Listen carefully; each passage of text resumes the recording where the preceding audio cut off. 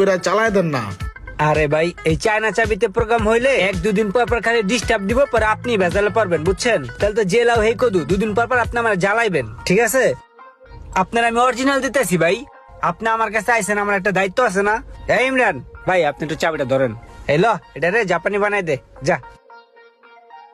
ভাই এটাই তো চায় না, এটার আপনি জাপানি বানাইবেন কেমনে? বাইরে বুঝাই দে তো ব্যাপারটা কি।